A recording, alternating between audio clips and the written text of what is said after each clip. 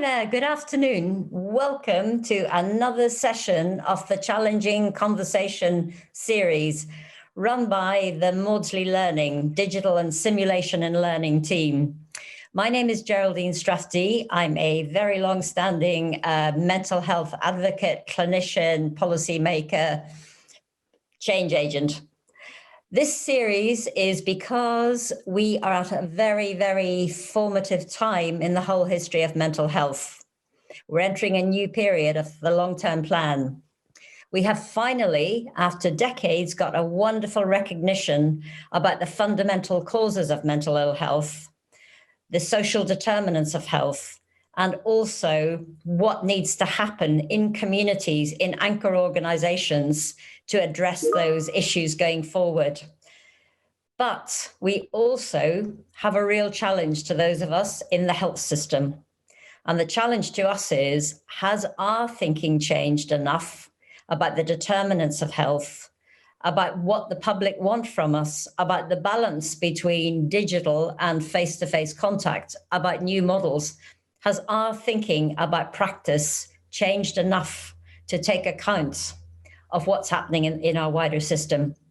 This series started, it's completely driven by the ideas of young clinicians who want to see things differently, health and social justice champions.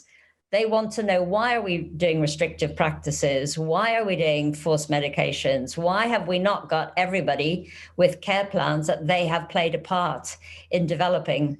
They want to know, what can we learn from Trieste? What can we learn from the models now being put forward by the World Health Organization and other leading elements in physical healthcare? So today I'm joined by one people who I know incredibly well, who have influenced me personally, and a new colleague who I hope will become an equal friend. So today we're joined by Faith Smith, who is a carer and is now leading and chairing a pan-London urgent and emergency care program so that we can understand the human factors. What is it about the journey that people who become mentally ill? What happens on their journey into seeking crisis care and beyond? And how could we have a solution-focused approach to improvement? My wonderful fellow non-executive director on the board of South London and Maudsley, and also a national lead now in equalities, Mike Franklin, who always challenges us about, well, what are the human factors in the workforce? How can we enable and empower our staff if we don't understand enough from their perspective? I then go to Dawn, who is an educationalist and is going to talk to us a lot about the human factors in education. How can we make education more effective? How can we modernize it? And then finally, one of my heroines, my rare people who I put on that pedestal, Julia Riley, Professor Julia Riley, who has managed to translate evidence into practice and develop a London Communicate My Care. So people co-produce their care plan, advance decisions, and it gets communicated at their understanding of where they want it so that they can get the care they need in a very personalized way. So I'm going to start this afternoon with Mike. Mike, tell us what you feel we need to understand more of about the human factors of our workforce. Thank you, Geraldine, and thank you for your kind introduction. I think one of the key issues for me is understanding the environment in which we operate, the environment in which our staff, our patients, our service users, our communities actually exist in. Not just because of what's happened in the last year or so with COVID, 128,000 people dying across the country, the trauma of healthcare workers, the clapping on a Thursday night by way of recognition, but thinking about how this has impacted on staff in their ability to deliver the correct and the necessary services to patients. I often think about the day-to-day existence of our staff. When we were doing risk assessments for staff around COVID, trying to understand how people live, where they live, how that impacts on their abilities to do their job, how they approach their patients who live in the same community that they do. I remember speaking to you, Geraldine, some time ago about an incident that we had in Camberwell where a young man was stabbed, and we had staff that lived in that area, and the impact of that incident on the well-being of our staff. Now, this is something that happens all the time. We have staff who are worried about their children going home from school. They're worried about how they pay their bills. They're worried about the security of their jobs. They're worried about their job prospects. They're worried about how we're serving our patients. So these are really important factors. And when we talk about SLAM being a world-class mental health organization, and that is often framed in terms of academic reports that get published in Lancet or in the United States, I always ask the question, well, how does that impact on the person on the street in Croydon, the person who's worried about their loved one, who's in a secure unit? And these are the things that I'm talking about, getting that together. And the necessary considerations for clinicians about how patients can recover from mental ill health. What about the society that they live in? What about their housing that they live in? What about the fact that their housing is probably one of the things that's driving their ill health? What about the poverty? What about the general society, social environment that they operate in? So health and recovery won't work unless we get those things right. And I think that when we're talking about appropriate culturally appropriate treatment for our patients, how much do we understand that about where they live, how they live, their family structures, the challenges that they face? And do we understand the public trust and confidence issues which affect people's willingness to engage with mental health services? Do we understand the history of the relationship with local communities and the Maudsley, for example? And when we cite examples like Seni Lewis, do we understand how much that affects people's willingness to engage with us? So for me, it's the trust and confidence. It's recognizing what it's like to walk in other people's shoes. It's being aware that although you may be treating someone and you don't live in the same circumstances that they do, think about the challenges that they face when they're worried about paying their gas bill, their electricity bill, or paying their rent, or they're worried about what's happening to their children when they're on the streets. So the social environment and the everyday struggles that our patients and our staff go through must inform how we approach treatment. And you mentioned, we know a lot of this stuff already, but what are the barriers to change? Well, it's about people. It's about people that don't sit in other people's shoes. It's about people that don't take the time to understand what it must be like for the person on the other side. And it's the human factors that impact on decision making. So the fact that we have a motivated workforce, we're in the second or third or fourth wave of COVID, I'm losing count. We have to think about the impact of that on all the engagements that we have with our staff and our communities. And the issues that arise at SLAM on a regular basis among staff, about how staff are treated, about how we have expectations of staff but don't provide them with the tools, the resources, the value and the support. Those are the things that we need to bear in mind. These things are barriers to success, and we have to be consistently aware of the difficult circumstances that members of our community exist in. So that's all I'd like to say at the moment, Johnny. Thank you very much, Mike. Absolutely, you so articulate a really, really important factor that I think doesn't often get articulated. And thank goodness that you are now working in NHS England at the very, very top of the NHS and able to communicate these kind of views. I think Faith is on her way journeying home still, Kieran. So until Faith is able to get her car parked and arrive, could I turn to you, Dawn? You've heard what Mike's got to say. What's your response to that? Tell us a bit about yourself and then the perspective you're coming from. Of course, thank you so much. And it is a genuine pleasure to be with you all. Your work is incredible and so inspiring. I come as a humble educationalist. So I am a chartered psychologist, and I have worked sort of around mental health, but always from an educational perspective.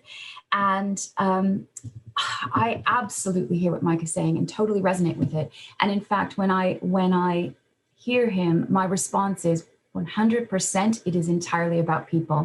And actually, the only way that we can get the people into the system to help shape it is by looking at the pipeline below. And so for me, I look at issues, finding culturally competent clinicians, for instance. I look at them all the way down the education chain and say, how are we actively not serving people, not allowing them into the system? In what ways have we conflated rigor with the ways things have always been done in educational training, and who is that not serving? So when we look around a room, we need to know who's missing, and we need to figure out what we have done to prevent them from getting there, because it isn't talent, right? It's never talent, it's about access.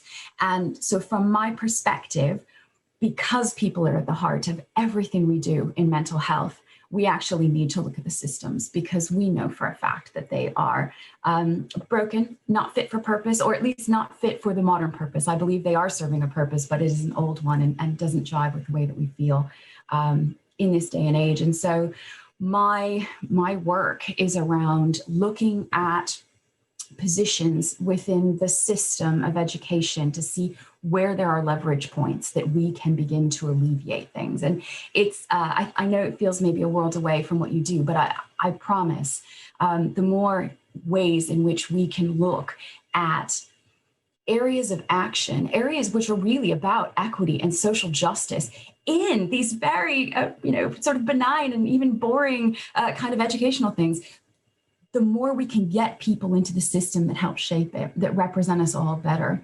And I think it's incredibly important, actually, within even the training systems for those people, that we have individuals in that space who know about pedagogy, who are aware in the ways in which we can be more inclusive, which again is not about losing quality. It is entirely about doing things differently, because we know more from cognitive science about the way that we learn, so that we allow more diverse voices to come. And I believe that is ultimately the foundation of the accelerated change that we're looking for here, so that people like Julia can come in and create systems, and people like Faith can get in and have a voice that is recognized immediately for the value that it brings.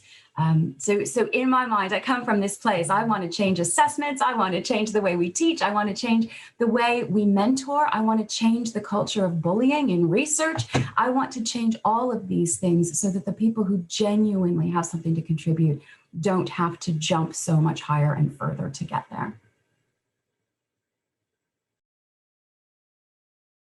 Jordan, you're muted at the moment.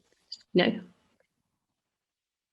So thank you so much, Dawn. And we're getting some fascinatingly interesting questions in the chat, which we'll come to when everybody's had their chance to give their perspective. But thank you so much for that. And I don't think education, to me, I suppose the mantra throughout my entire childhood and growing up, and the area I grew up in, was education is the way out of the poverty trap. Education is the way to feel more in control of your life. Education is the way that you can help others. So I think I agree with you. I think education is pretty fundamental. So Julia, could I turn to you? You are a woman who has taken a vision and managed to make it happen for the City of London. Please tell us about Communicate My Care.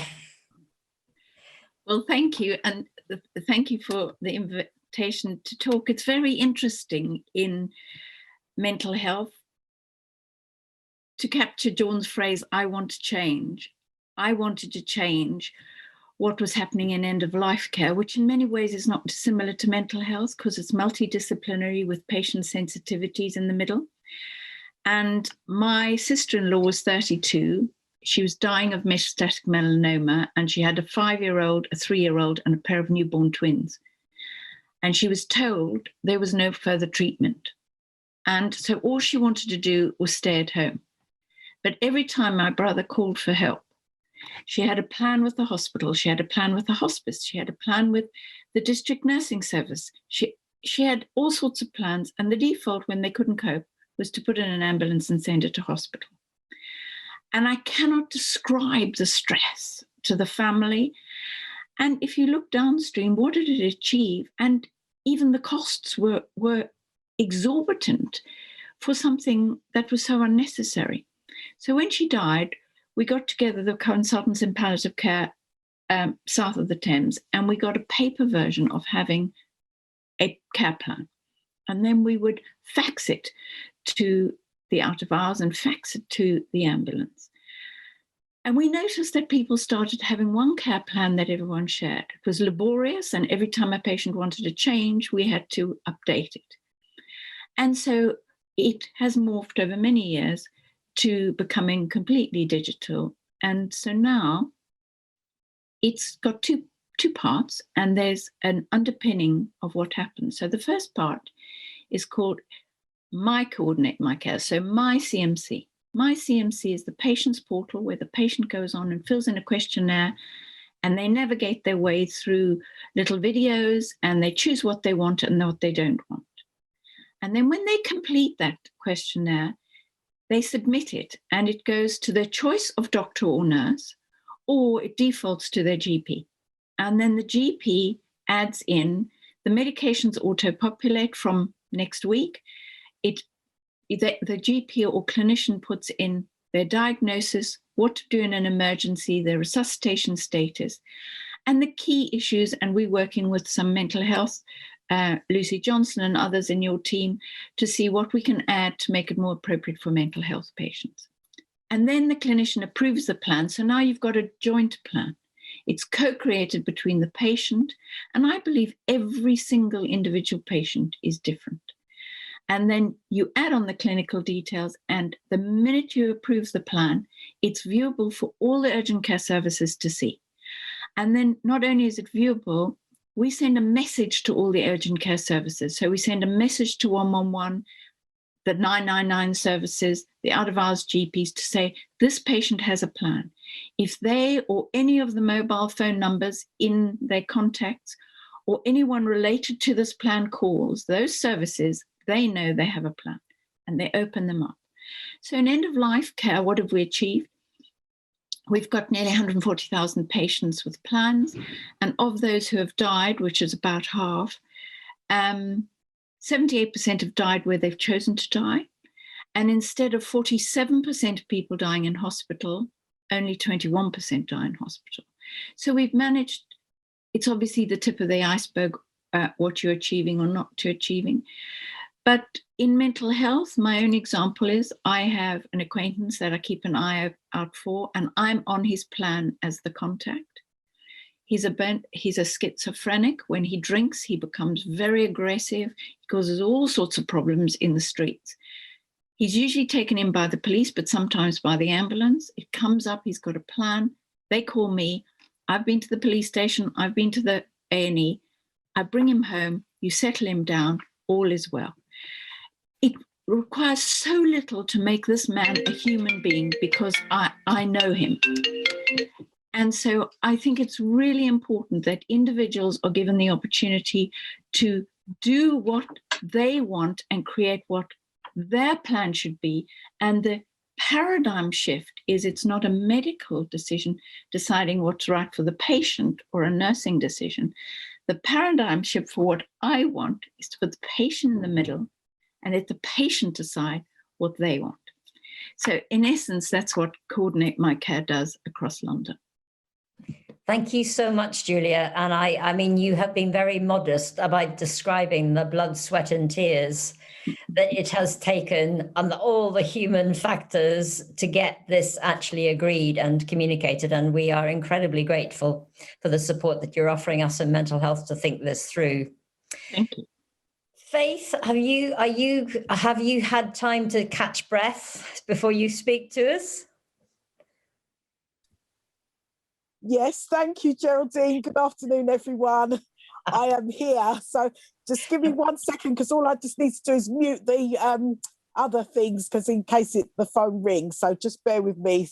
Thank you very much. Absolutely. So for people who've just come on the call, just to explain, Faith is an amazing person. So Faith has a way of articulating what the journey she and her family and the person that she loves and cares for has had to do when they want help. And she has a completely solution-focused way of thinking about things. She always comes up with a solution. And we've been so impressed with her. As I said at the beginning, she is now she's been appointed to chair a pan-London group to bring together people from all the different sectors, the 111, the primary care, the acute trust, the mental health trust, the police, the ambulance, and to work with a group of service users in a QI, a quality improvement method, using the best of lean technology, as well as traditional IHI, PDSA cycle improvement. So we're trying to find a way with Faith's chairing to bring together a method where every organization, we can work with our service users, even if we only do it as an annual or biannual thing, to look at what is the pathway that people go through to access care, and therefore what means, either through training or digitalization or a whole different way of thinking, could we do to improve that pathway? Faith, could you just take us through the wonderful way that you described the human factors in a person, expert by experience, and a carer in getting help in crisis services that you wowed the London group with?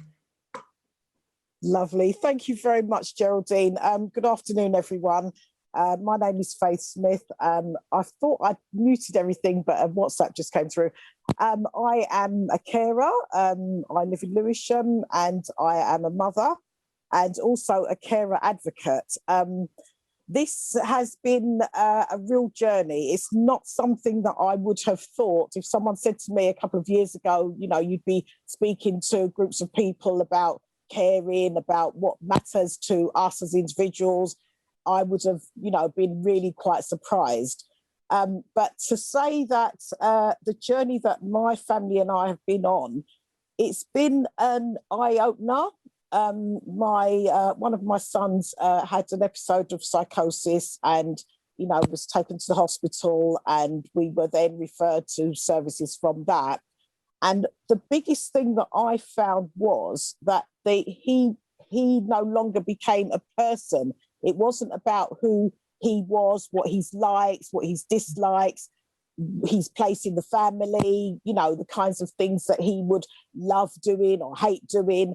It wasn't about that. And it was, you know, I felt that there wasn't enough information that I could kind of read and say, right, okay, I know that this is how this goes, this is what happens. And so to know the person who you are dealing with, to actually, I was watching a program, The Masked Singer, and it just kind of brought it back to me. And I thought to myself, well, if you have, if all you see is the diagnosis, you do not see the person underneath. So with The Masked Singer, you have to ask open-ended questions. You have to ask questions that are going to elicit who this person is without being able to see them.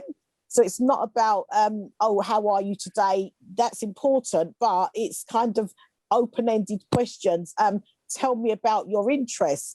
Tell me about your music that you like. Tell me about your football team. You know, what place are you in your family? So those kinds of things that actually make up who the person is. And in that case, we then have a holistic approach to treatment, a holistic approach to care. And it's a triangle of care, a partnership, so that I can say to the professionals, when he is not sleeping, I know that things are going on a slippery slope. And that is when we need to have the care out of hours. The emergency staff need to be able to access the records, because we don't have emergencies on a Monday morning. You know, it's Friday evening. It's you know, it's a bank holiday weekend. Those are when emergencies arise. And the emergency services, they can only deal with if the person's distressed and not able to say, oh, well, this helps me or that helps me. They're going to be at a loss. You know, they really are. Yeah. Thank you. Thank you so much, Faith. And we're really looking forward to getting that mapping of the pathway so that we can tackle every single bit of it and improve it. Thank you so much. Mm-hmm. Got some really interesting questions in the chat. So some of the questions are, look, we've all been battling for years in mental health with the lack of resources. I can, you know, describe to you as someone who chairs the Mental Health Law Committee at South London and Maudsley, hospital managers hearing, where a clinician, a really ethical clinician, someone that if a member of my family or my friends wanted to use services, I would really want that clinician involved. And that clinician saying, I feel I'm being forced to break my ethical Hippocratic oath because I'm asking you again to renew a community treatment order. And I'm asking for that, not because I think the person, it's the best thing for them, but because I feel in the context of the resource situation, I know it's the only way I can guarantee my patient will get a really good care worker. If they need to be readmitted, if a crisis breaks, that they could get access to a bed rapidly. I know myself, over my 44 years, the 24 people who I knew in my teams who completed suicide. I know so many of the people that I detained very unhappily and unwillingly was because we hadn't got the care coordinators, we hadn't got the housing, we hadn't got the employment prospects, we hadn't got the psychological therapists, we hadn't got the safe states that people could be respectfully treated in line with the evidence base on.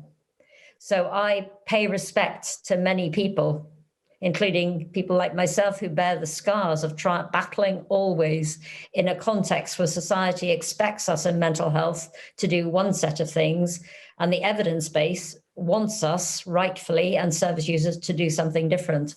So the kind of questions that I'm seeing in the chat, so there's one from Dr. Francis Keeney, somebody who, again, is another kind of person who's worked so hard over many years to change things. And Francis is saying to the panelists, what three key changes would reduce the trauma in the process involved for seeking help for mental health for people in crisis? What are the mindsets required by mental health teams to give an empathic service?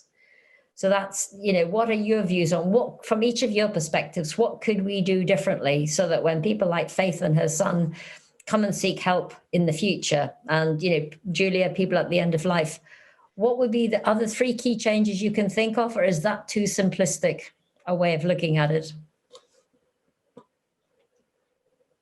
Would you like me to go first, Geraldine? Yes, ma'am. Yeah. Oh, thank you. Well, I think the first thing is information, because if you do not know what the past of this person is, if you do not know how they have come to this, then that is going to be the first thing. And I think the second thing is knowing who knows about them, meaning who is their carer, who is their nearest relative, who knows them well, who can give a good account to say, well, this is how they are normally, and today we are seeing signs. That would be the second thing. And I think the confidence of staff to actually say, I have seen something and I am going to be the one who's going to raise it and say, this is not right. People are not being treated in the right way, and having that support, having the confidence to ask for help and to seek suggestions. Thank you. Thank you. So access to information. And again, in the Pan London Urgent Care Programme, we're now working with the teams running in the directory of services. And the ambition is that very rapidly, within the next 6 to 9 months, anybody anywhere in London will be able to Google in, look at postcode, what services are available at an early as possible point in either thinking about how to develop their mental well-being or in the early stage of a mental health crisis. And this directory of services will not just be for health system things, but for what's available in the community from third sector organizations, peer support and others. And we started that program of work in the Olympics in 2012 when Julie and I were both part of the NHS London scene. And it will be wonderful if 10 years later we've got this information, because that would make it much easier for people to access that kind of care. Julia, what are your thoughts on the key things? And thank you for responding to Scott and others in the chat. I couldn't agree with Faith more. I think, currently, in the old days, your GP knew you 24/7. It is not possible that happens anymore. So if you look at when your GP, who probably knows you, maybe not as well as your mental health team know you, but the GP knows you pretty well, is there for 1/3 of the week. And the 2/3 of the week, you are actually looked after by the urgent and emergency care services. So currently you phone for help and you are a perfect stranger. And if you go with what Faith says, which I couldn't agree with you more, just to have the key information, what is this person usually like? What things settle them? It may just be a piece of music, just something personal for that person. And then for immediately what we've found in end-of-life care, if the clinician phones and says, Mrs. Jones, I know this is what's wrong with you, it gives you a feeling of trust. It almost calms you down immediately because you're no longer a stranger. And as Faith says, you need to share that information in real time. And if you look at the real time for the urgent and emergency care services, if they're blue lighting, they have 4 minutes to get to you. They don't have enough time to read reams of stuff about you. But in 4 minutes, if you give them the key information, you can completely change the outcome of what happens to that person as an individual. And so I agree with Faith. I think sharing information is just got to be, it's an imperative. Mike? Yeah, thank you. And as with Julia, I mean, I agree with Faith. I mean, I'm not a clinician, but I know that mental health is normally a product of trauma of some sort, and I think it's important to understand that there's everyday trauma in parts of our communities, and you know, there's historically been stigma around mental ill health. There's been concern and fear about allowing yourselves into the clutches of the mental health organisations, and that's a well-founded fear that we should understand. So I repeat my points from earlier on. You know, the environment, understanding the environment that people are living in, understanding the challenges that they face on a day-to-day basis, understanding the trauma of discrimination, disadvantage, poverty, and racism, and if the service doesn't appear to be understanding of those things, then people are not going to think they're going to get the sort of treatment that they need. And I guess the other point is we tend to rely on the traditional methods of communication and access, but those of themselves are things that exclude people.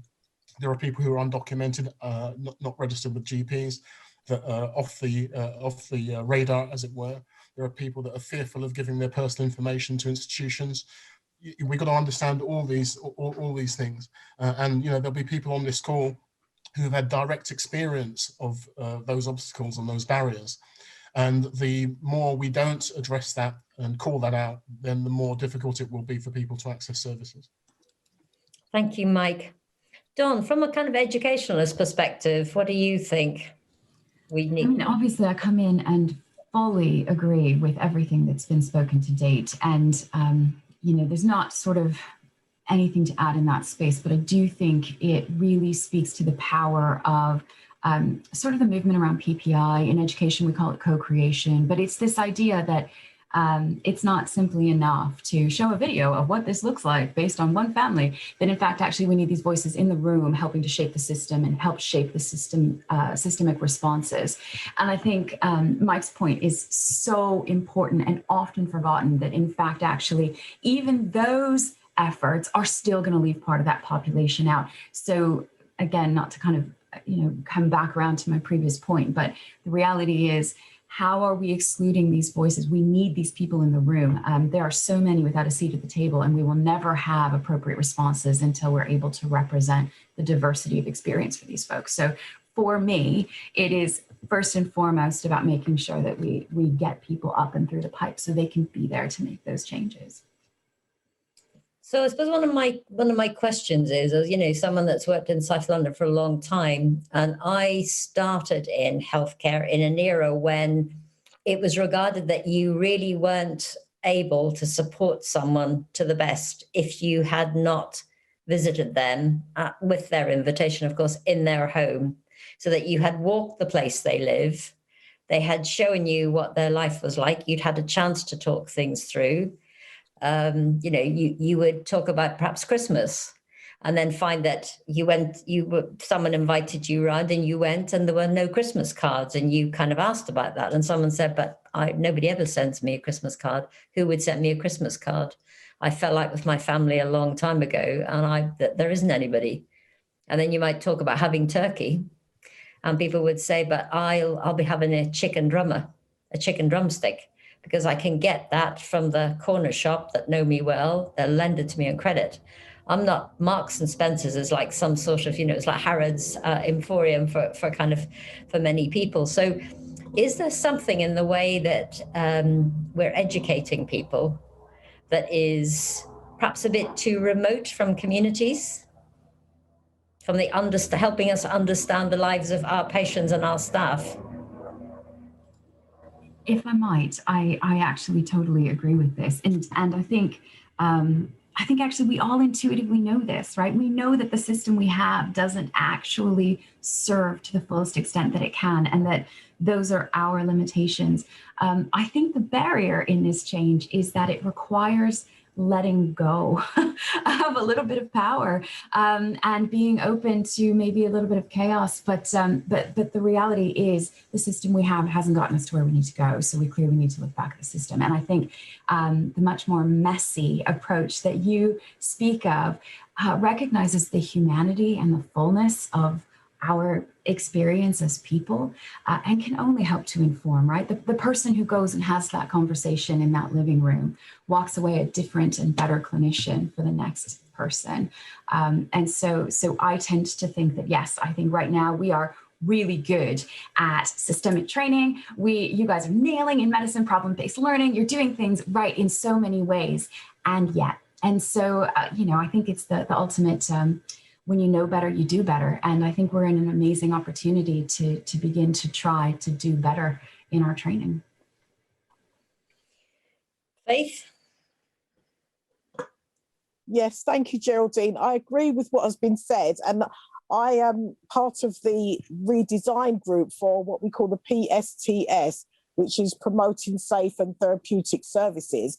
And we are redesigning the training to have a more humanistic approach, a more holistic approach, so that staff are going to be equipped to kind of work in the ways that are going to be necessary, work in the ways that are going to be empathetic, that are going to actually get to how people's lives are.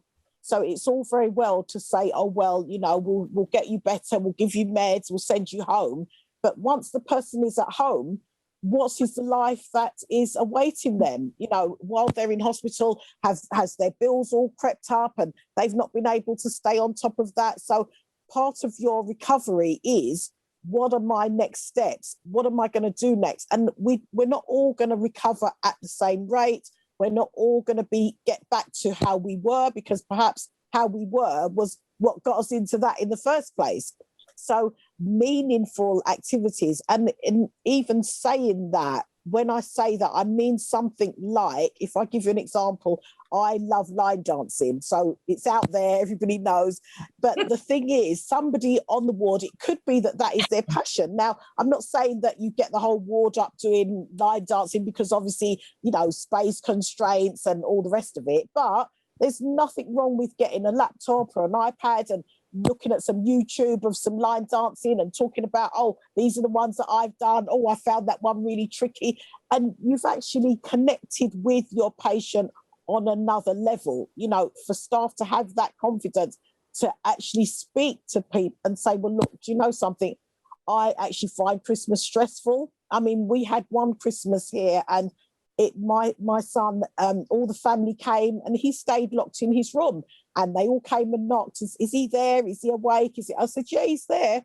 And when everyone had gone, he came out and he said, oh, Mum, he said, I just couldn't face it. He said, I'm so hungry. He said, I just couldn't face it. And to be honest, sometimes I feel as if I can't face it. But, if I'm not going to understand that, if I'm not going to try and, I suppose accept is not the word, but if I'm not going to try and understand that it's not that he doesn't want to be a part of it, it's just it was all too much. So it's whatever is suitable to that person, to that individual, whatever is important to that person, needs to be addressed and needs to be nourished. Thank you. Thank you so much. Julia, can I just take you back to, getting people together to co-create their care plan, and especially around something as highly sensitive and difficult as end-of-life care, and then getting different agencies to buy into the concept, and then getting the information governance aspects of sharing care plans, getting all that through. What were the kind of human factors? What were the challenges you faced in this? Because we're not kind of looking at what the realistic challenges, because we have some people in the chat, and I feel, people are saying, look, I've tried hard in my way, and it's just so difficult. But, what you've achieved is very, very unusual. So tell us what were the challenges and how you dealt with them. Well, I love what, Bill has just said in the chat box, education, education, education. And this is a whole system change. You can't just flag to an ambulance if nobody knows what the flag means. You can't just tell the emergency department there's a care plan if nobody knows what that means. You can't start with a patient if when they go to whoever if you raise their expectations that someone will do something according to their wishes and then you don't deliver it. And so it's been about education, education, education. And it's very interesting because when we first started, CMC is the first, probably only multidisciplinary single care plan in the world. And the governance around it is such that you've got the patient in the middle, and then you've got all the legitimate care providers around them, adding and subtracting different pieces of information all along the journey. And the way we managed to do the governance was to each individual. I'm a medic, I am responsible to the GMC. So the professional body, you are responsible to the professional body for what you have written in there, and there's an audit trail. But that required also learning, because when we first said to the GPs, we want to share a plan, they said, no, you have your hospital plan, we'll have our GP plan, and we're not interested in sharing one. So again, I think this whole thing is about a system redesign. You can't just design it in isolation. And in order to, you can put in digital systems wherever you like, but nothing will work unless you have the education around it for all the individuals, and then collectively the system changes to something much better, much more efficient, much more patient-centered, and much better. Digitalization has transformed the world, and it can in health too, but we have to educate all the individuals to provide a new way of working. Yes. So patience, blood, sweat, and tears, and relentless pursuit to achieve the vision. Absolutely, I completely get that. Got another really interesting question from Ignatius in the chat, and he's saying, is there merit in considering the limitations of solely focusing on mental health service provision at the point of need, as opposed to taking a more public health, mental health promotion approach that minimizes the need for service provision in the first place? I have my own quite strong, potentially idiosyncratic views on this, but I'd much rather go to the panel. I suppose my question is kind of, because we had an amazing event chaired by a local vicar, where for all of the south of London, every borough, we had the chief execs of the CCGs and the local authorities and community cultural groups speak about a pledge around prevention and around better services going forward. And I have to say, I thought it was amazing. I was just absolutely inspired by it. But I suppose what my question is, yes, of course we want to do public health. Primary prevention is the ultimate goal. But for us who are in the health system, and we have a lot of people who come to us in the health system, are we doing secondary prevention? And I suppose in some ways, I see the work that Faith's doing and the work that Julia's doing is secondary prevention. It's recognizing that somebody may have come in the first time and maybe there were many preventable opportunities often, but they're with us. Question is, can we work in a way with people using all these skills and new ways of doing things that stops that person or prevents them relapsing as much again, that reduces detentions under the Mental Health Act, which has been very successfully done in some organizations and not looked at all in others. So can we have a bit of a debate about that? Is primary prevention and public health, is that where we should put our focus? And if we put our focus there, who's going to put our focus on how changing the model of care within our system? Dawn, you're nodding and smiling. Yes, I suppose it's because I am all about sort of pro-social radical change. And I love this idea that, yes, let us pay attention to all of the factors. But I would argue the workforce currently dedicated to mental health really does have a job to do right now. And in fact, it shouldn't be those resources. The resources to work on public health-based prevention. And this is everything. This is from, old laws around housing and the way we fund housing and how many trees you have in your community and do you have parks. I would argue that actually that money should be coming, but not from this service. This service has real work to do as well, but should be coming from another space. And I think the acknowledgement of the power that kind of intervention could have is rarely spoken of out loud. And I love the idea that there are people who might not have heard about this before, but in fact could and could begin to push in the other areas. I do believe mental health care is strained, and especially if you are as full of hope and optimism as I am around our ability to shape the system to serve people better. But I would also, in parallel, like to see these other ways of prevention being addressed. Okay, Mike, you're the voice often of the community. What do you think? Well, I mean, like a lot of things, if you address the problem further upstream, then you avoid the problem that's in front of you.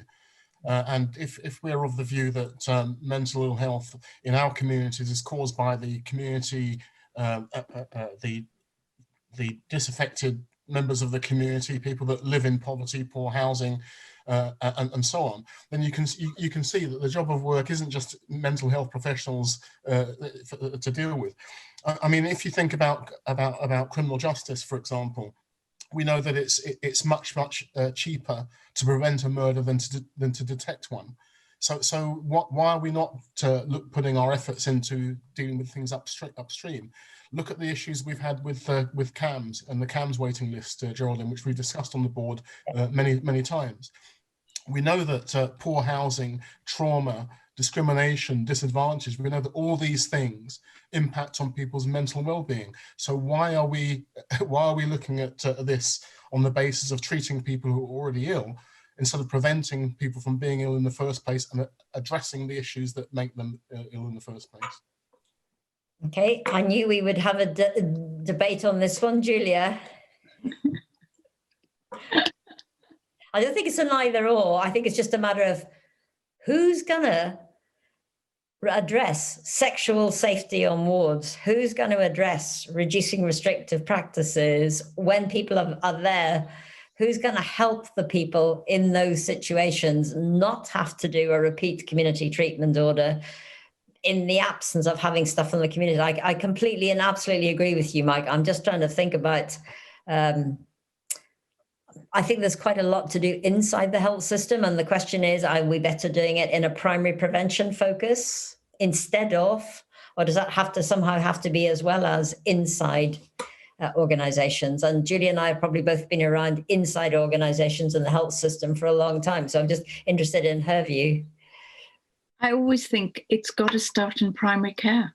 And there's someone that said about, education in schools. This has got to start right out at source. The tip of the iceberg, certainly in end-of-life care, is when the patient ends up in hospital. But, the vast majority of people who die don't get to hospital, and their needs are just as great. And we should, if you look at all the care homes during COVID, why were we so poorly equipped to care for these people? Just because they didn't hit the secondary services. We should have very good services where the people need them, right out in the community. So in spite of the fact I've spent my life in a tertiary referral centre. I genuinely believe that the problems need to be addressed, and I think the finances need to be shifted from secondary care into primary care to address these issues. Well, let's just see how integrated care systems take us forward in this. That's going to be very, very hopeful. I think one of the other human factors, I suppose I'm interested in, partly why I'm always interested in Julia's work, is the new capabilities inside the mental health system. And from research, and we have some amazing examples at SLAM, to help service users understand better when they're going to go into a relapse. So we've got people like Nick Meyer who, helping people wear Fitbits, were actually working with service users with psychosis, with other really significant mental health challenges, are able to themselves see their pattern of when they're going to go into relapse and what could happen when the sleep, it often starts with sleep disturbance, when people start retreating, exactly what you were describing, Faith, retreating into a place that it feels a much more comfortable place to be. And we have avatar therapy. So I suppose one of my questions is, how do we maximize the digital capabilities to help the human factors? How do we do that? Faith? Yes, thank you, Geraldine. I agree, but I think the bigger picture as well, when we talk about digital use, is digital poverty. Because if you've got someone who is in a position where they've got to either decide whether to top up their phone or to buy a meal, then the choice is, they're not going to choose to do that, are they? But at the same time, you've also got those who not only digital poverty, but ignorance of how things work, and paranoia around the equipment. Are they listening to me? Am I being watched? Am I being stalked? Am I being listened to? So it's a bigger picture. I agree that we do need to have digital interventions and digital access and things like that. But that in itself can then bring up another issue, in that, the person is not happy to go digitally because they fear where's that going to go? Who's going to have access to that? But it's about educating. It's about education and knowing that these things are there to help. So it's fine that, yes, you may need a plaster today, but if you need a bandage, then we have a bandage also. It's like a multi-layered approach, that there are different things that we can use and different things that are going to be helpful at different times. And I think the biggest thing is to actually have this as a normal conversation, so that you're not thinking, oh, well, mental health is this and physical health is that. It's all health. So whether I've got a problem with my brain not working, or with my anxiety, or whatever it is, or I've got a problem with a broken leg, I'm going to feel as if I can raise that to my GP. And I also feel that peer support is very, very, very, very useful, very important. If I meet with someone who's been through what I have been through, and they can sort of offer me hope and say, this is, you're in that position now. I was in that position, and now things are different. So hope, I think, is a very big area as well. Thank you very much. Thank you. Mike, you look like you want to...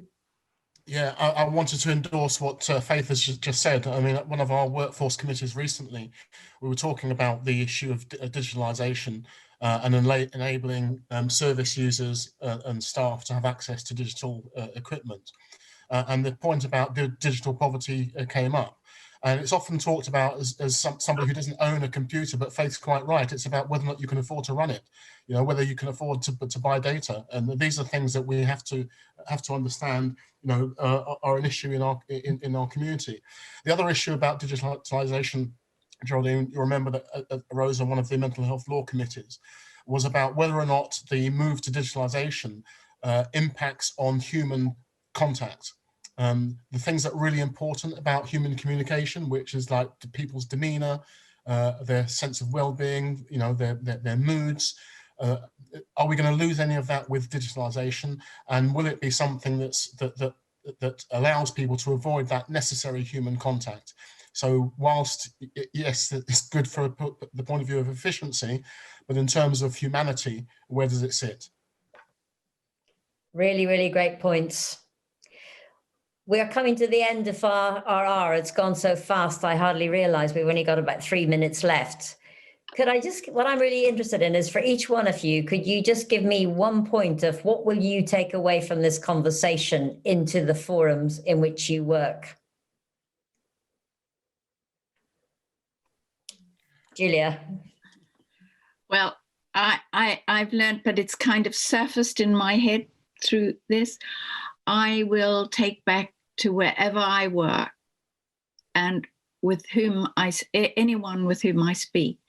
I think digital poverty is as bad as poverty.